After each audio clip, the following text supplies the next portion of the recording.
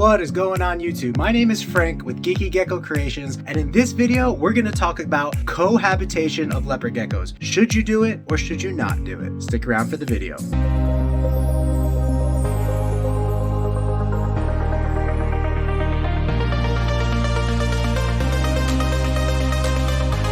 Selling in the billions each year, Rainbow Mealworms is your one-stop shop for all your insect needs. Their quality feeders and A+ customer service keep me coming back to support the health and growth of all of our animals. Visit them today at rainbowmealworms.net to place your order. Okay guys, cohabitation is probably as old of a question as you can get in the leopard gecko world. Now this is a topic that many people will find themselves on one side or the other in the hobby, very black or white. But today, I'm going to present a gray picture to you guys. So keeping leopard geckos together is not always a yes or no answer. It's a circumstantial answer. So starting off in our baby room here, you can see that most of these tubs are housing our juvenile and baby leopard geckos. So here are some babies I just set up yesterday, and you can see that I got these two babies set up just perfectly in their own little cage like this. I like to set them up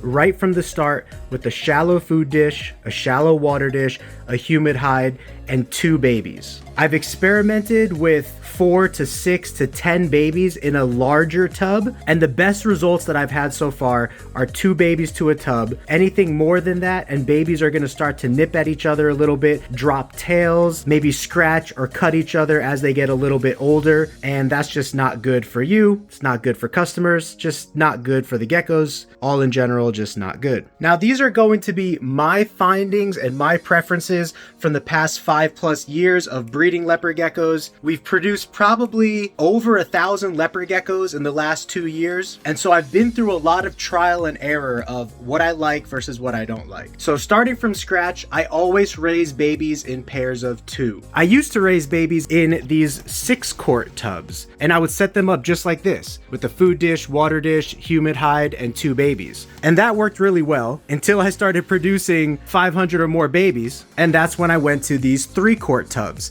Now these 3-quart tubs are pretty good even for keeping leopard geckos into the subadult range. And so you can see these 2 black knights right here, they're still not old enough for me to separate. These 2 are still probably about a month and a half old, maybe 2 months old, and they do just fine. Like I said, in pairs of 2s, I've never really experienced a lot of tail nipping or any of that. Maybe out of the last like 1,500 geckos we produced, keeping them in pairs of 2s, I might have had 2 babies drop like half their tail because they were housed with the other gecko. So it's a very rare occurrence and something that you don't see a lot of when keeping them just solely in pairs of 2s. Now they're going to be pretty good in this 3-quart size container until they're both about this size. And so you can see this gecko right here is probably closer to 2.5, 3 months old.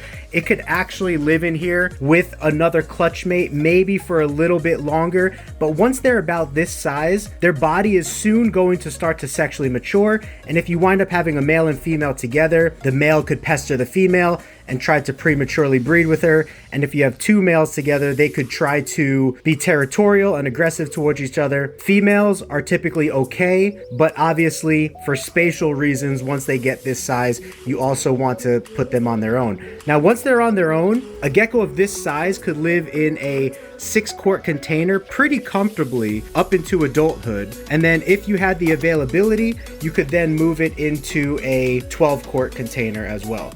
This guy kind of kicked his dirt around, which is another reason why once they get to a certain age, you want to cut a hole in the top and use a top opening humid hide instead of a front opening humid hide. The reason I use the front opening humid hide is because it's better for the little babies to crawl in. Okay, now that we've covered the babies and how to cohabitate babies together, the question that you're all probably wondering is, how do I cohabitate adults together? So these are the style tubs that we cohabitate our adults together, and this is specific specifically for group breeding. If you don't want to be breeding leopard geckos and you have the availability not to cohabitate them, that would probably be the best route for you to go. But plenty of leopard geckos can cohabitate together as long as they're not aggressive towards each other. For example, I have this female here, which was just a normal inferno female, which is fine on her own. You can see her demeanor, her calmness, everything is fine. Watch, she'll give me a little lick.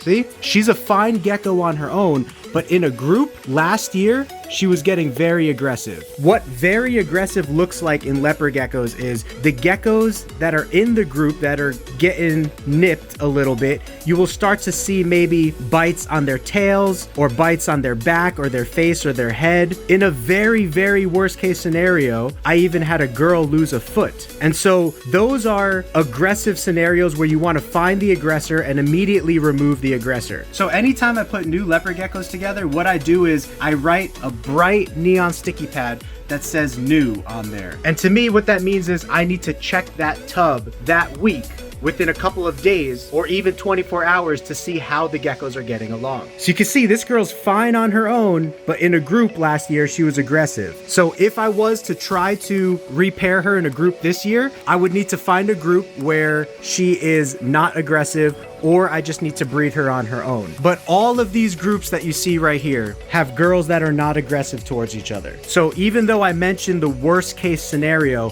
once you separate girls out and find groups for them where they're comfortable in and everyone gets along, then you're gravy. Now the question is, how many geckos do you keep in a group? So if geckos are not breeding, I will keep 4 females to a group. And last year I experimented with breeding females, 4 to a group, and then dropping the 5th male in for a period of about 4 to 5 days and letting him breed all 4 girls. And that worked really well, but I would experience some girls not getting bred or not laying eggs.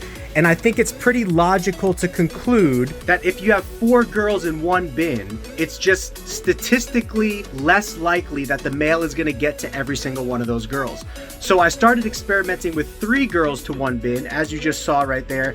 And so far, I'm liking that better than 4 girls to one bin. Now, we had a really interesting episode recently with Sophie from Sophie's Geckos. I'll leave the link to that live stream here. In Switzerland, where she's from, they actually have very high standards for breeding leopard geckos. And you have to keep 1 or 2 leopard geckos in a certain size tank enclosure. And what she noticed was the bigger the tank, the more territorial the geckos got.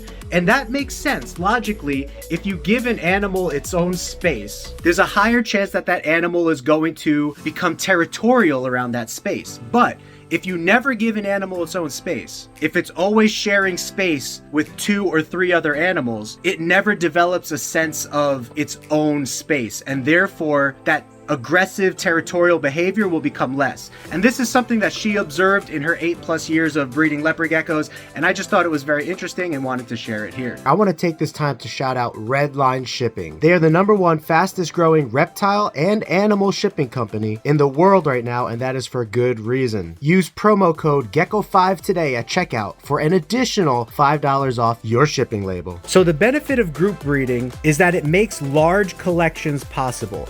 Our collection over here is probably, like I said, around 1,000 to 1,200 geckos total. Now, I'm not breeding every single one of those geckos, but if you're breeding anywhere over 100 leopard geckos a year, it can become pretty time consuming trying to repair the girls, pair every girl, because sometimes a girl won't pair. When you're group breeding, you just drop a male in. So like for 3 females like this, I would drop a male in for a 4 to 5 day period and then remove him. And then when I check these guys 2 weeks from now for eggs, if there is 2, 4, 6, if there's 6 eggs in here, then I know that he bred all 3 of the girls. And if there's only 4 eggs and 1 girl is not gravid, she does not have eggs in her, but she's ovulating, then maybe he didn't get to that girl and I'll put the male back in. Easy peasy. I don't have to be there to watch them breed. I could just let the male do his thing over the course of 4 to 5 days.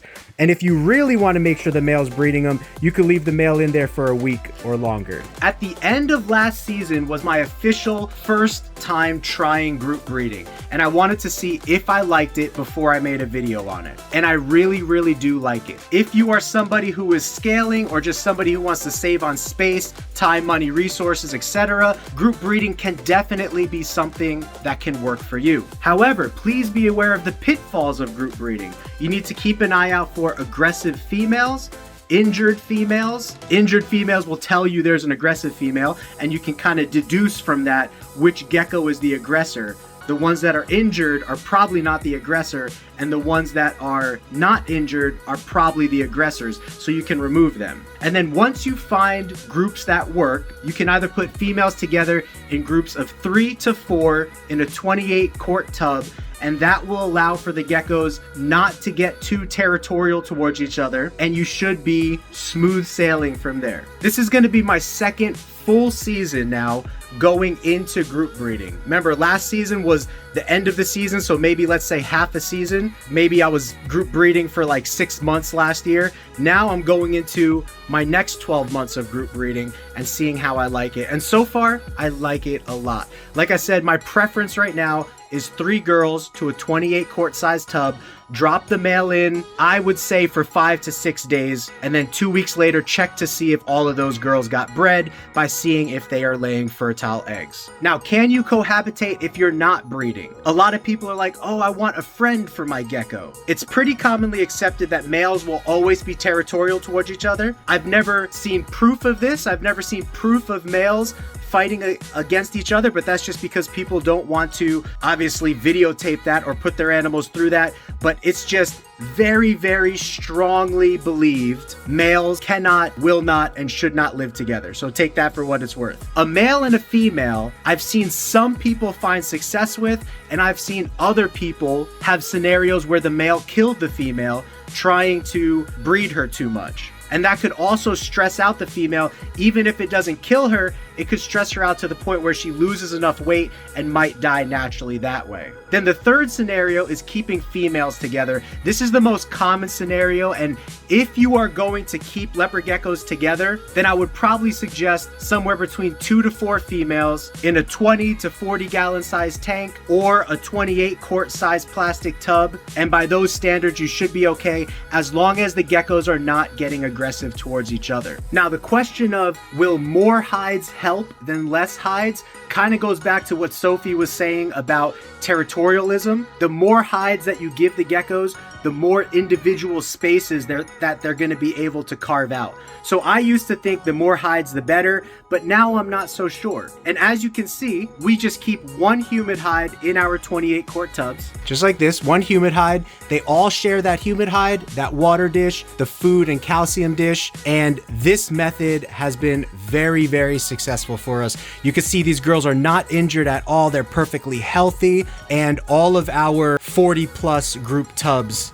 are this way now. You know, we have a lot of geckos, so it probably took me a couple months to realize which geckos are aggressive and remove them. But throughout that whole process, now we are locked into a really good system. And one last thing, a lot of people ask about group breeding. How do you know which mom laid what eggs? Now, I don't mix geckos in groups that have different genetics. That's just the way I do it. So everything in this group are going to be pure black knights. Everything in this group are going to be pure black knights. And they were all bred to the same male, as you can see. These are 50% black knights. So these are all black knight crosses that came from snow parents. So these are all snow 50% black knight females, and they're all bred to a black knight male. All of these girls are inferno, pure inferno females bred to our Mandarin Tango Crush OG boy right here, and so on and so forth. All of these are bold white and yellow emerines. All of these are pure Afghanicuses. These are bold jungles, pure fasciolatus, pure Turkmenicus.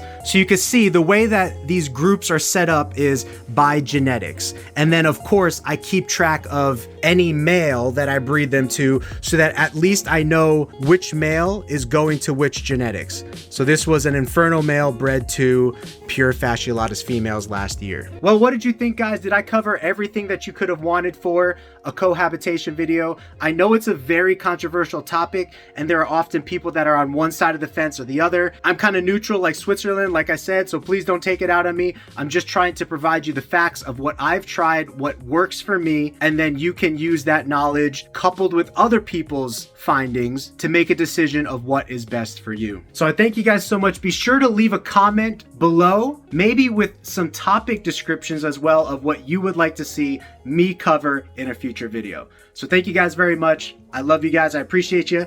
I'll see you in the next video. And until then, have a geeky gecko great day. Peace.